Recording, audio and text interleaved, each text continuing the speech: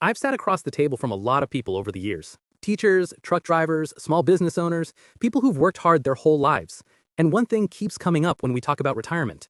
The things we were all told, the advice we thought we could count on, a lot of it just isn't true. And believing those myths, it can quietly chip away at your comfort and peace of mind. So, if it's all right, let me share the 5 biggest retirement lies I keep seeing and a few real stories from folks I've helped. 1. You'll spend less once you stop working. It sounds logical, right?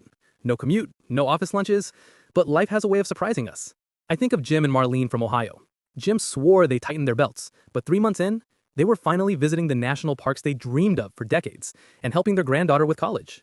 Wonderful memories, but bigger bills than they expected. Retirement isn't about shrinking your life, it's about planning for the life you actually want to live. 2. Social Security will cover most of it. I hear this one all the time, but Social Security was never built to replace a full paycheck. It's like the concrete slab under a house. Essential, but it won't put up the walls or roof. I remember a widow in Florida, Elaine. She told me, "I thought my check would be enough. I was wrong." Once we built a simple income plan around her savings and part-time work, she finally felt secure. 3. Retirement means you stop working completely. Some folks like that idea at first, but after a while, many get restless. Take Robert, a former school principal. He thought he'd fish every day. 6 months later, he was teaching adult literacy classes twice a week. He told me, "I didn't realize how much I needed a reason to get up in the morning." It's not always about the money. It's about purpose and staying connected.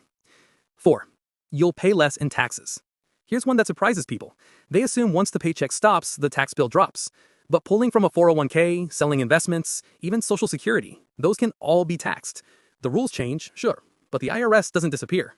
I worked with a couple in Arizona who moved some of their savings into a Roth IRA over time. They said it was like giving themselves a future pay raise, because their withdrawals were tax-free later. 5. It's too late to make a difference. Oh, this one hits my heart. I once met a retired nurse named Carol. She thought her money mistakes were set in stone.